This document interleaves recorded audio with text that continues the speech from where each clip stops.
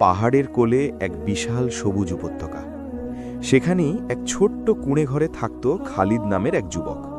খালিদ ছিল একজন রাখাল। মালিকের দেওয়া কয়েকটি ছাগল চড়িয়েই তার দিন কাটত। তার জীবনটা ছিল খুব সাধারণ। ভোরে ছাগলগুলোকে নিয়ে বেরিয়ে পড়া, দিনভর পাহাড়ের তাজা ঘাস খাওয়ানো, ঝরনার পানি পান করানো আর সন্ধ্যায় নিরাপদে ফিরিয়ে আনা, এটাই ছিল তার রুটিন। তবে এই সাধারণ জীবনের ভেতরেই খালিদের একটা অসাধারণ জগৎ ছিল। যখনই সে একা থাকত, তার মুখে লেগে থাকত আল্লাহর জিকির। সুবহান আল্লাহ, আলহামদুলিল্লাহ, আল্লাহু আকবার। এই শব্দগুলোই ছিল তার একাকিত্বের বন্ধু। প্রকৃতির বিশালতার দিকে তাকিয়ে সে তার সৃষ্টিকর্তার মহিমা অনুভব করত। আসরের সময় হলে কোনো এক পাথরের উপর দাঁড়িয়েই সে নামাজে মগ্ন হতো। তার নামাজে হয়তো দামি জায়নামাজ ছিল না, কিন্তু ছিল বিনয় ও একাগ্রতা। সে মন থেকে বিশ্বাস করত এই পাহাড়, আকাশ, সবুজ চারণভূমি সব কিছুই তার রবের সৃষ্টি এবং তিনি তাকে সব সময় দেখছেন। খালিদের ছাগলের পালে একটি ছাগল ছিল একটু অন্যরকম, ধবধবে সাদা, তুনোর মতো নরম পশম। মায়াবী চোখের কারণে খালিদ তার নাম দিয়েছিল বারাকা, যার অর্থ আশীর্বাদ। বারাকা শুধু একটা পশু ছিল না, সে ছিল খালিদের বন্ধুর মতো। খালিদ যখন ক্লান্ত হয়ে গাছের ছায়ায় বসত, বারাকা তার গা ঘেঁষে বসে থাকত। যখন খালিদ নামাজে দাঁড়াত, সে চুপচাপ আশপাশেই ঘুরত, যেন বন্ধুর আনুগত্যকে সে সম্মান জানাচ্ছে। খালিদ তার সামান্য খাবার থেকেও বারাকাকে ভাগ দিত। তাদের মধ্যে এক নীরব ভালোবাসার সম্পর্ক তৈরি হয়েছিল। অন্য সব দিনের মতোই সেদিনও খালিদ ছাগল নিয়ে বেরিয়েছিল। আকাশটা ছিল মেঘলা। সবুজ ঘাসের খোঁজে সে পাহাড়ের বেশ গভীরে চলে গিয়েছিল। এক টিলার ওপর বসে সে আল্লাহর জিকিরে এতটাই মগ্ন ছিল যে সময়ের খেয়ালই রাখতে পারেনি। হঠাৎ মেঘের গর্জন আর ঝোড়ো বাতাসে তার হুঁশ ফিরল। সে দেখল আকাশ কালো করে বৃষ্টি নামার উপক্রম। সে তাড়াতাড়ি ছাগলগুলোকে একত্র করতে লাগল, কিন্তু গুনতে গিয়ে তার বুকটা ধড়াস করে উঠল। বারাকা কোথায় নেই। সে বারাকা বারাকা বলে চিৎকার করতে শুরু করল, কিন্তু পাহাড়ের প্রতিধ্বনি ছাড়া আর কিছুই তার কানে এলো না। এক মুহূর্তে তার শান্ত পৃথিবীটা ওলটপালট হয়ে গেল। যে ছাগলটি ছিল তার জীবনের আশীর্বাদ, সেটাই আজ হারিয়ে গেছে। সূর্য পশ্চিমে ঢলে পড়েছে। দিনের আলোর সাথে পাল্লা দিয়ে খালিদের বুকের ভেতর ভয় বাড়ছিল। ঝোড়ো বাতাস আর বৃষ্টিতে চারপাশ ঝাপসা। সে পাগলের মতো এক পাহাড় থেকে আরেক পাহাড়ে, এক ঝোপ থেকে আরেক ঝোপে বারাকাকে খুঁজছিল। চিৎকারে তার গলা ভেঙে আসছিল, কিন্তু সে থামেনি। প্রতিটি পাথরের আড়ালে, প্রতিটি গাছের নিচে সে উকি দিয়ে দেখছিল যদি তার প্রিয় সঙ্গীর দেখা মেলে। কিন্তু রাত নেমে এলো। যে উপত্যকা দিনে তার কাছে স্বর্গের মতো লাগত, সেই উপত্যকাই এখন ভয়ঙ্কর লাগছিল। বন্য পশুর ডাক তার ভয়কে আরও বাড়িয়ে দিচ্ছিল। একসময় খালিদের শরীর ক্লান্তিতে ভেঙে পড়ল, পা দুটো আর চলছিল না। শারীরিক কষ্টের চেয়েও তার মানসিক যন্ত্রণা ছিল হাজার গুণ বেশি। তার মনে হচ্ছিল এই বিশাল পৃথিবীতে সে একদম একা। বারাকাকে সে নিজের সন্তানের মতো ভালোবাসত, কিন্তু আজ সে কোথায়? কোনো হিংস্র নেকড়ে কি তাকে আক্রমণ করল, নাকি পথ হারিয়ে কোনো খাদে পড়ে গেল? এই চিন্তাগুলো তার হৃদয়কে ছিন্ন বিচ্ছিন্ন করে দিচ্ছিল। অবশেষে সব আশা ছেড়ে দিয়ে বিধ্বস্ত অবস্থায় খালিদ তার কুঁড়ে ঘরে ফিরে এলো। পাল ফিরে এসেছে, কিন্তু বারাকার শূন্যস্থানটা তার বুকটাকে দুমড়ে মুচড়ে দিচ্ছিল। সে ঘরের এক কোণে বসে পড়ল। কাঁদার শক্তিটুকুও সে যেন হারিয়ে ফেলেছিল। এই চরম অসহায়ত্বের মুহূর্তে তার মনে এক অন্যরকম ভাবনা এলো। সে নিজের জীবনের দিকে ফিরে তাকালো। আমি তো আল্লাহর ইবাদত করি, তার জিকির করি, তবে কেন আমার সাথেই এমন হলো? আমার ইবাদতে কি কোনো ভুল ছিল? তার মনে পড়তে লাগলো নিজের ছোট ছোট ভুলগুলোর কথা। হয়তো কখনো সে মালিকের অগোচরে একটু বেশি বিশ্রাম নিয়েছে, হয়তো ছাগল চড়ানোর সময় অন্যমনস্ক ছিল।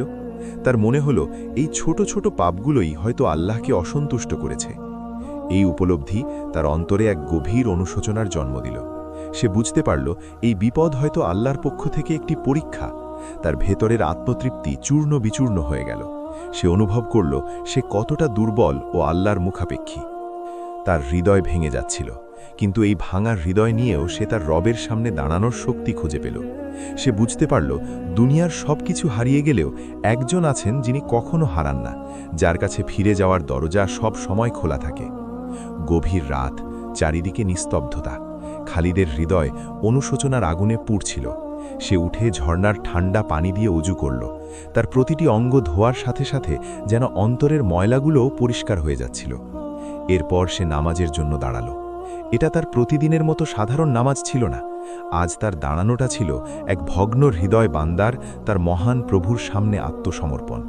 সে যখন আল্লাহু আকবার বলে হাত বাঁধল, তার মনে হলো দুনিয়ার সব কিছু পেছনে চলে গেছে, আর সামনে আছেন কেবলই তিনি, তার রব। সে সূরা ফাতিহা পড়া শুরু করল। ইয়াকা নাবুদু ওয়া ইয়াকা নাস্তাইন, অর্থাৎ আমরা কেবল তোমারই ইবাদত করি এবং তোমার কাছেই সাহায্য চাই। এই আয়াতটি বলতে গিয়ে তার গলা ধরে এলো। সে বুঝতে পারল এতদিন সে হয়তো শুধু মুখেই এ কথা বলতো, কিন্তু আজ সে অন্তর থেকে অনুভব করছে যে আল্লাহ ছাড়া সাহায্য করার আর কেউ নেই। নামাজ শেষে সে সিজদায় লুটিয়ে পড়ল। সিজদা হলো আল্লাহর সবচেয়ে কাছে যাওয়ার মুহূর্ত। খালিদ তার মাথা মাটিতে রাখল, যা বিনয়ের সর্বোচ্চ প্রকাশ। আর এরপর তার সব বাধা ভেঙে গেল। চোখ দিয়ে ঝরঝর করে পানি পড়তে লাগল। সে কোনো সাজানো ভাষায় দোয়া করছিল না, বরং একজন অসহায় সন্তান যেভাবে তার দয়াময় বাবার কাছে মনের কথা খুলে বলে, ঠিক সেভাবেই বলছিল। সে কাঁদতে কাঁদতে বলল, হে আমার রব, হে আর রহমান, হে আর রহিম, আমি এক গুনাহগার বান্দা। আমি দুর্বল ও অসহায়। আমার ভুলের জন্য আমি অনুতপ্ত। দয়া করে আমাকে ক্ষমা করে দিন হে আল্লাহ। হে আমার মালিক, তুমি তো আল ওয়াদুদ, পরম স্নেহময়। আমি তোমাকে ভালোবাসি। হে আল্লাহ, আমার প্রিয় বারাকাহকে আমি তোমার জন্যই ভালোবাসতাম, কারণ সে ছিল তোমারই একটি সুন্দর সৃষ্টি। সে আমার নিঃসঙ্গ জীবনের একমাত্র সঙ্গী ছিল। আজ সে হারিয়ে গেছে। আমার বুকটা ফেটে যাচ্ছে হে আল্লাহ। আমি জানি না সে কোথায় আছে, কেমন আছে, কিন্তু তুমি তো সব কিছু জানো। তুমি তো আল আলিম, সর্বজ্ঞানী। যদি সে বেঁচে থাকে তবে তাকে আমার কাছে ফিরিয়ে দাও, আর যদি এটা আমার জন্য পরীক্ষা হয় তবে আমাকে ধৈর্য ধরার শক্তি দাও।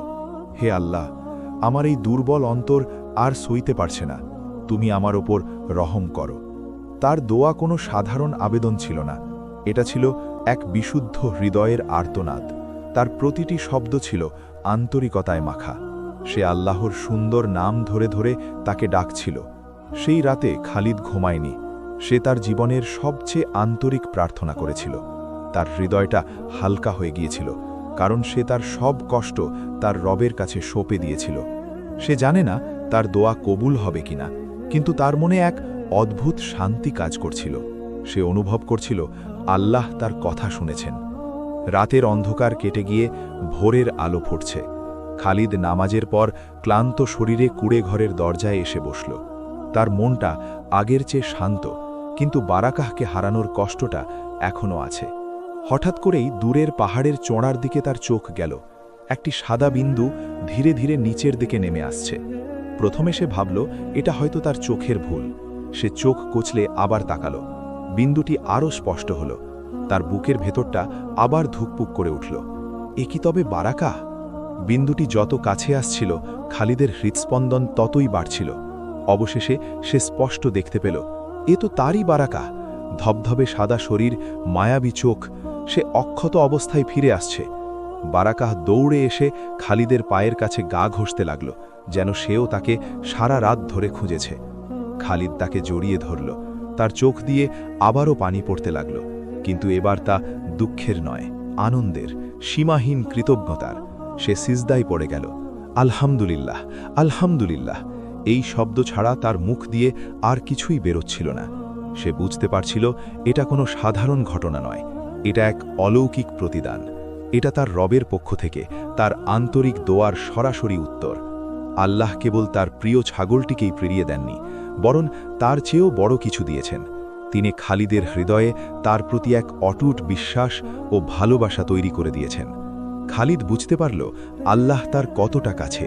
তিনি তার বান্দার ডাক শোনেন, এমনকি সবচেয়ে ক্ষীণ আর্তনাদও তার আরশে পৌঁছে যায়। এই ঘটনার পর খালিদের জীবন পুরোপুরি বদলে গেল। সে আগের মতোই রাখালের কাজ করত, কিন্তু তার অন্তরটা ছিল আল্লাহর প্রেমে পরিপূর্ণ। তার প্রতিটি কাজে থাকত আল্লাহর স্মরণ। সে এখন শুধু নিজের জন্য নয়, সমস্ত সৃষ্টি জগতের জন্য দোয়া করত। সে বুঝতে পারল আল্লাহর ভালোবাসা পাওয়ার অর্থ হল দুনিয়ার সব কিছু পেয়ে যাওয়া, কারণ যার সাথে আল্লাহ থাকেন তার আর কিছুর প্রয়োজন হয় না। প্রিয় ভাই ও বোনেরা, আমাদের প্রত্যেকের জীবনেই খালিদের মতো কঠিন মুহূর্ত আসে, যখন আমরা অসহায় বোধ করি এবং চারদিকে অন্ধকার দেখি। সেই সময়ে হতাশ না হয়ে আমাদের খালিদের মতো আল্লাহর দিকে ফিরতে হবে, বিশ্বাস রাখতে হবে যে তিনিই একমাত্র উদ্ধারকারী। এই গল্প আমাদের শেখায় আন্তরিক দোয়া ও অনুতাপের অশ্রু কখনো বৃথা যায় না। আল্লাহ তার বান্দার প্রতি এতটাই স্নেহশীল যে তিনি একটি আন্তরিক ডাকের জন্য অপেক্ষা করেন। আসুন আমরা এমন এক জীবন গড়ার চেষ্টা করি যেখানে আমাদের সবচেয়ে বড় চাওয়া হবে আল্লাহর ভালোবাসা অর্জন করা। কারণ যে ব্যক্তি আল্লাহর ভালোবাসা পেয়ে যায় সে দুনিয়া ও আখিরাত উভয় জাহানে সফলতা লাভ করে। খালিদের এই শিক্ষণীয় গল্পটি যদি আপনার হৃদয়কে স্পর্শ করে থাকে তাহলে ভিডিওটিতে একটি লাইক দিন, আর এমন ইসলামিক গল্প ও শিক্ষা নিয়মিত পেতে আমাদের চ্যানেলটি সাবস্ক্রাইব করুন। আপনার একটি সাবস্ক্রিপশন আমাদের এমন আরও ভালো কাজ করতে অনুপ্রেরণা যোগাবে। কমেন্ট করে আমাদের জানান এই গল্প থেকে আপনি সবচেয়ে বড় কোন শিক্ষাটি পেলেন। হে আল্লাহ, আমাদেরকে আপনার প্রতি একনিষ্ঠ ভালোবাসা দান করুন এবং এমন সব কাজ করার তৌফিক দিন যা আমাদের আপনার ভালোবাসার যোগ্য করে তুলবে। আমিন।